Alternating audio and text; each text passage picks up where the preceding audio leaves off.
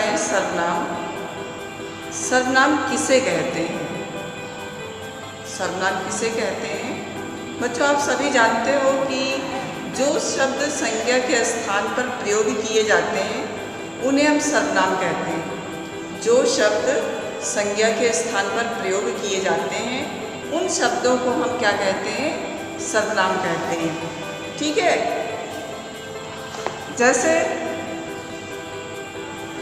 किसी को बुलाना होता है तो हम नाम लेकर बुलाते हैं। राम जाता है, सीता खाना खाती है, तो राम के स्थान पर हम अगर प्रयोग करते हैं वह जाता है। यानी ऐसे शब्द जिनमें किसी का नाम का बोध ना हो, उसके स्थान पर वह, उसको, उन्हें का प्रयोग किया गया हो, वहाँ सर्वनाम होता है ना।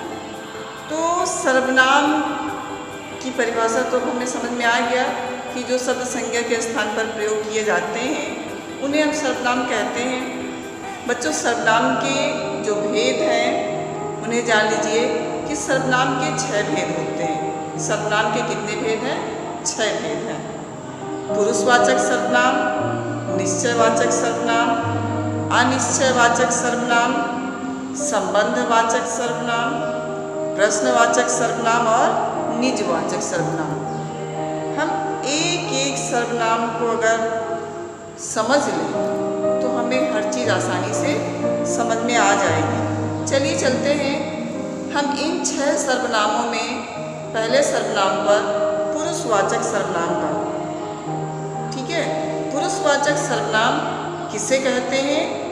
तो जो सर्वनाम बोलने वाले, सुनने वाले या जिसके बारे में कुछ कहा जाए उसके लिए प्रयोग किए जाते हैं। फिर से ध्यान दें कि जो सर्वनाम बोलने वाले, सुनने वाले या जिसके बारे में कुछ कहा जाए उसके लिए प्रयोग किए जाते हैं उन्हें हम पुरुषवाचक सर्वनाम कहते हैं। जैसे मैं, तुम, वह आदि, ये पुरुषवाचक सर्वनाम होते हैं। ठीक है।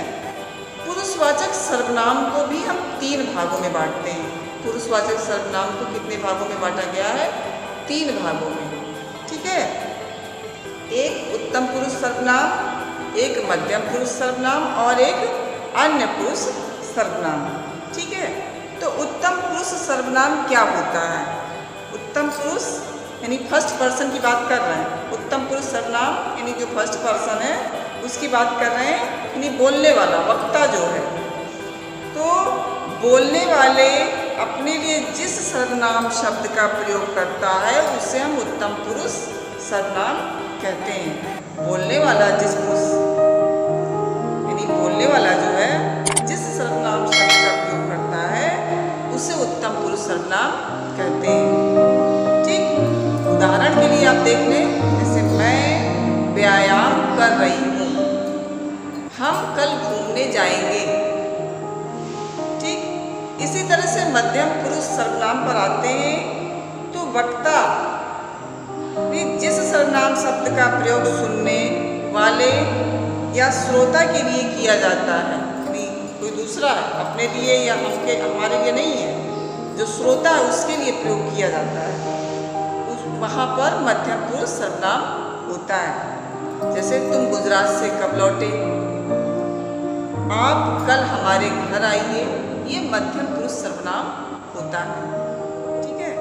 अन्य पुरुष सर्वनाम जो है किसी थर्ड के लिए प्रयोग किया जाता है, यानी वहाँ वक्ता नहीं है, श्रोता नहीं है, उसके संबंध के बारे में वक्ता द्वारा सर्वनाम शब्द का प्रयोग किया जाता है। यानी वक्ता और श्रोता के बीच में जो उपस्थित नहीं होता उसको हम थर्ड पर्सन कहते हैं, यानी तीसरे की बात कही जाती है तो वहाँ पर सर्वनाम का प्रयोग किया जाता है। कौन सा? यानी अन्य पुरुष सर्वनाम का प्रयोग किया जाता है, यानी अन्य पुरुष सर्वनाम कहलाता है। जैसे गलती करने पर उसे सजा अवश्य मिलेगी। ठीक है। उदाहरण मैंने दिया अन्य पुरुष सर्वनाम का, गलती करने पर उसे सजा अवश्य मिलेगी। उन्होंने दूसरा उदाहरण कर लेते हैं, उन्होंने राधिका को क्यों नहीं बुलाया, उसने ऐसा क्यों नहीं किया। इस तरह के बहुत से उदाहरण हैं जो आपके सामने आते हैं। ठीक आज बस इतना ही। धन्यवाद।